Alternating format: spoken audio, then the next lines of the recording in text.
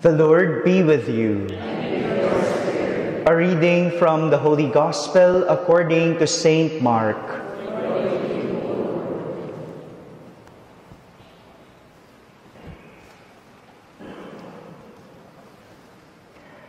At that time, John said to Jesus, "Teacher, we saw someone driving out demons in your name, and we tried to prevent him because he does not follow us." Jesus replied, "Do not prevent him. There is no one who performs a mighty deed in my name who can at the same time speak ill of me. For whoever is not against us is for us. Anyone who gives you a cup of water to drink because you belong to Christ, amen, I say to you, will surely not lose his reward. Whoever causes one of these little ones who believe in me to sin, it would be better for him if a great millstone were put around his neck and were thrown into the sea. If your hand causes you to sin, cut it off. It is better for you to enter into life maimed than two hands to go into Gehenna, into the unquenchable fire. And if your foot causes you to sin, cut it off. It is better for you to enter into life crippled than with 2 feet to be thrown into Gehenna. And if your eye causes you to sin, pluck it out. Better for you to enter into the kingdom of God with 1 eye than with 2 eyes to be thrown into Gehenna, where their worm does not die, and the fire is not quenched." My friends, the Gospel of the Lord. Praise you, Lord Jesus Christ.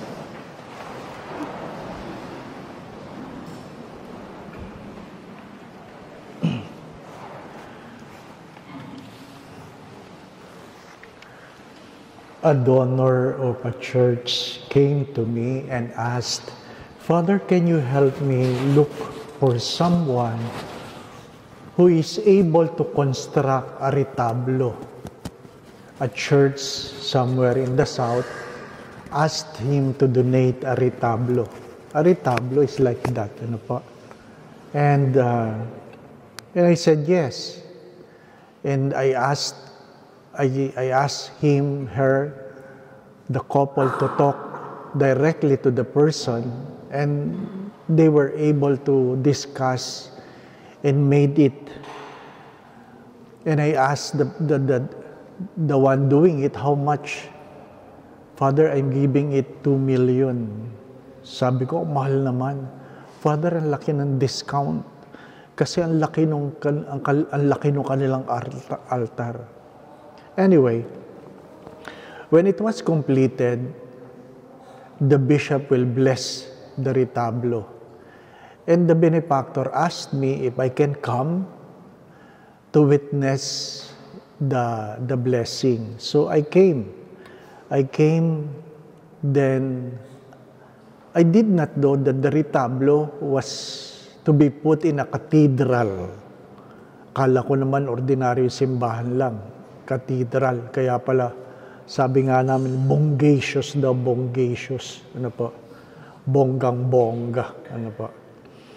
So, dumating ako doon. Nandun yung mga pari ng diocese. Ang tanong kagad sa akin ng mga pari, "Sino ka?" Diba?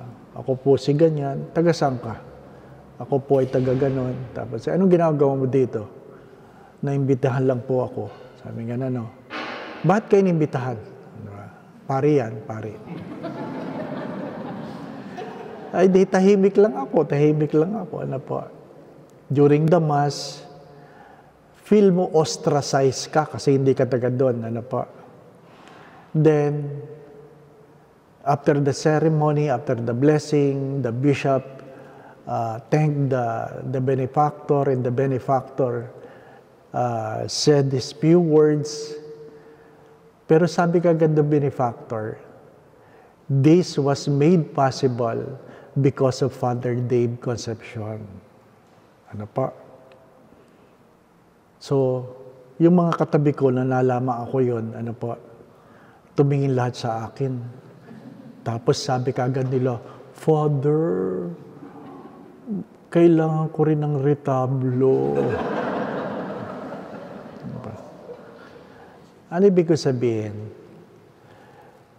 Nakalagay dito, anyone, sabi niyo, do not prevent him. There is no one who performs mighty deeds in my name who can at the same time speak ill of me. For whoever is not against us is for us.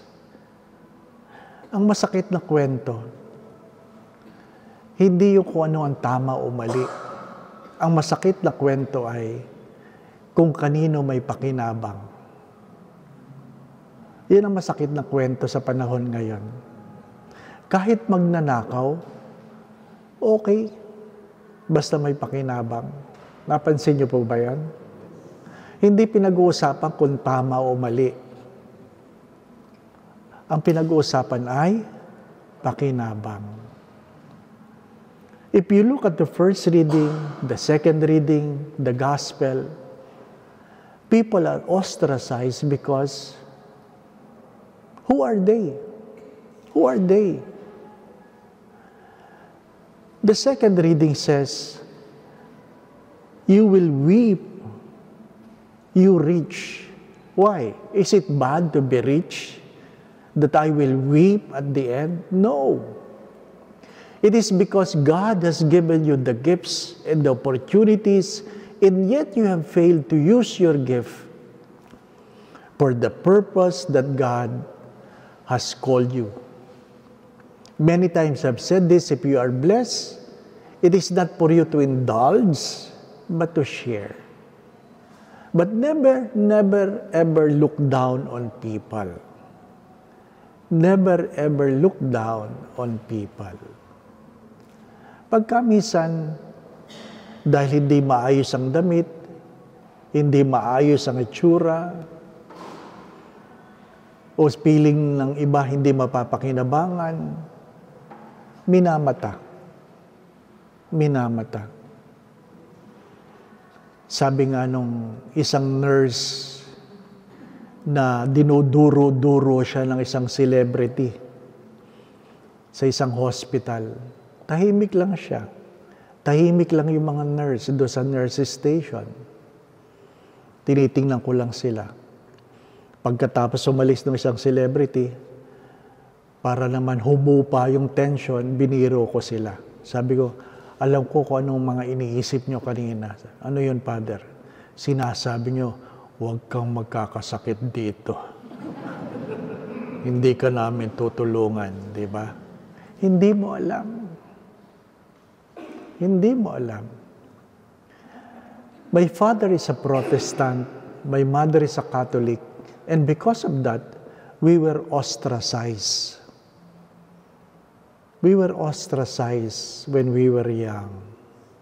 Para bagang may ketong kayo. Ay, protestante yan. Ano pa? Anong pinagkaiba ng protestante sa katoliko? The Protestant do not believe in the real presence. But my father was a Lutheran who believes in the real presence. Kaya no ako'y naging pari, nangungumunyon siya. Naniniwala siya sa real presence. Pero sinasabi niya, baka may nagagalit. Talagang ganun, mayroong magagalit, hindi po ba? What I'm trying to say, my dear friends, my brothers and sisters,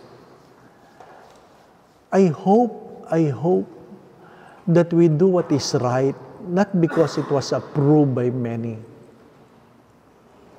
I always say this. I always remind myself of this.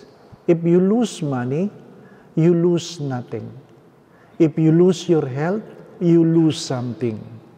But if you lose your character, you have lost everything.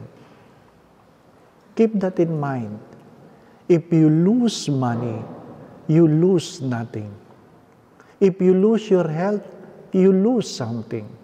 But if you lose your character, you have lost everything. Because at the end, we will be judged by our character. We will never go to heaven by our affiliation. Does being a Catholic make us a better person compared to others? No. Ang masakit na nga na kwento yung maraming corrupt graduate ng Catholic school. Diba? Nakakahiya naman. Ang maraming corrupt graduate ng Catholic school. May pagkukulang bang school? Hindi. Pag sinasabi sa akin, bakit yan, Father? Catholic school, bakit yan, Father? Ano sagot ko dyan? Ay, si Judas nga, kasama yung pinakamagaling na teacher, naghudas Ano po? Sino bang pinakamagaling na teacher? Sino bang magaling na preacher? Sino magaling na master? Wala nang iba pang gagaling kaysa kay Jesus. And yet, Judas decided to betray the God he follows. It is not about the religion. It is never about God. It is about how we live our lives. It is how we live our lives. As many times I have said this, it is never about what you have or about what you do not have. It is what you do with what you have. We will be judged by our character. As I always say this again and again, if you see a good person, emulate him. But if you see a bad person, examine yourself. Because if we might become too judgmental, that if we compare ourselves, we are worse compared to them. Mahirap yung magaling tayo masyado. Suriin ang ating mga sarili. Ano po? Sino ba naman sa atin ang walang kapintasan? Lahat meron. Lahat meron.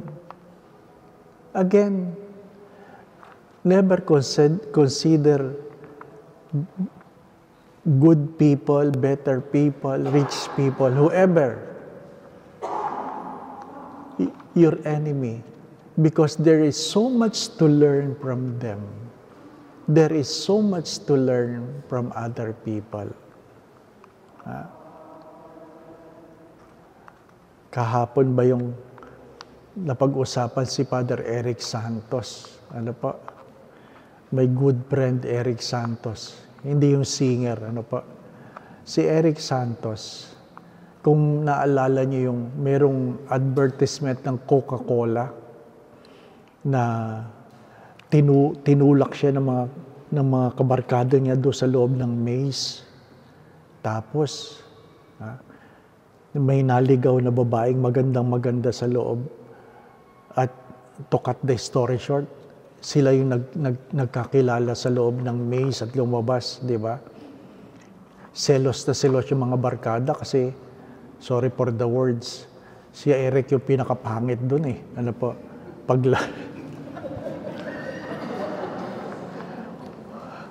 Sumalangit daw ang kaluluwa mo, Eric. Ano po? Patay na si Eric. Ano po? Ay lumabas. Ang ganda. So, doon sumikat si Eric. Ano po? Kaya sabi niya sa akin, alam mo, Dave, kung hindi ako naging pare, artista. Sabi ko, oh, okay. Ano po, okay. Ayan ang kwento ni Eric. Ano po?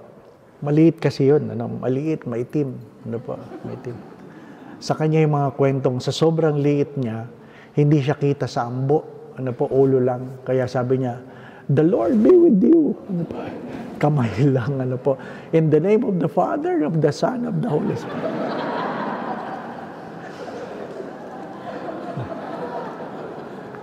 Ano ibig sabihin? Magmukmuk ka sa iyong kapintasan o pwede kang gumawa upang maging masaya. Sabi niya, kinukumpara niya ang sarili ko sa kanya. Sabi ko, tamo Dave, ang layo natin dalawa, no?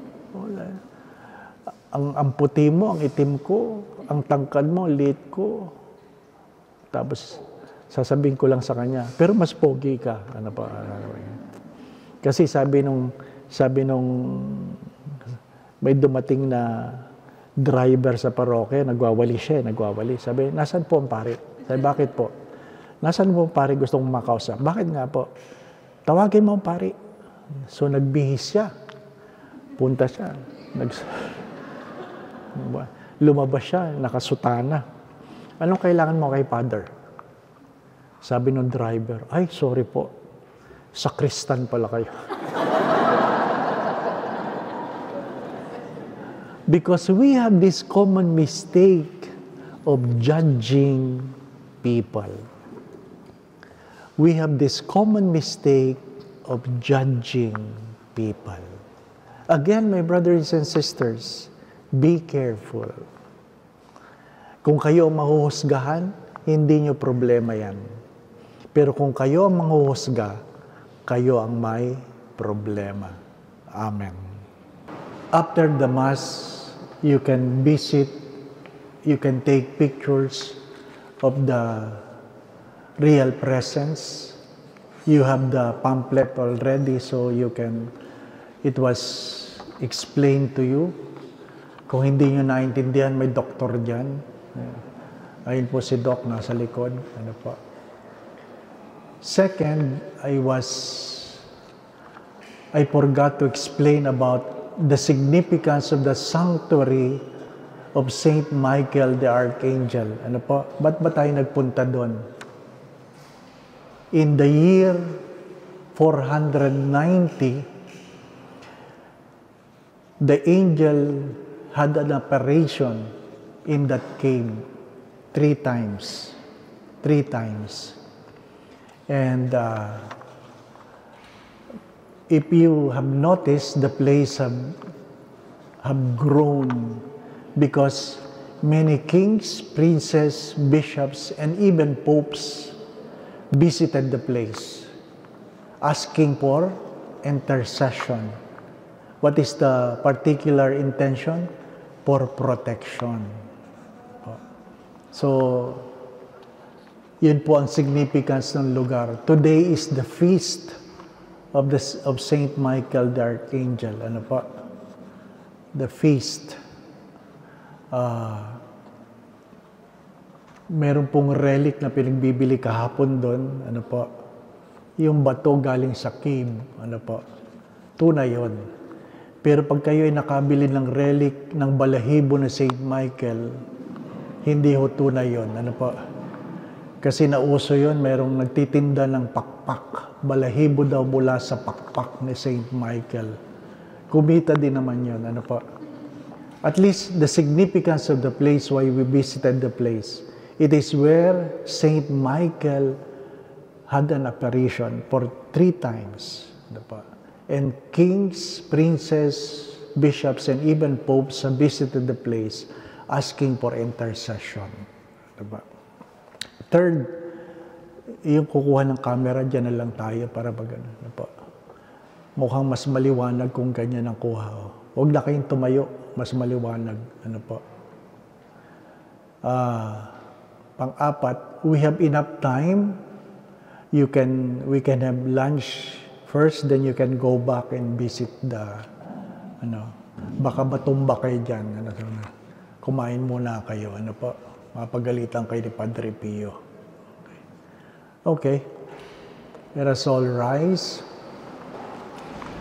Going back to what I've said, kung ikaw ang mahuhusgahan, hindi yun problema. Kung ikaw ang manghuhusga, malaki ang problema. The Lord be with you.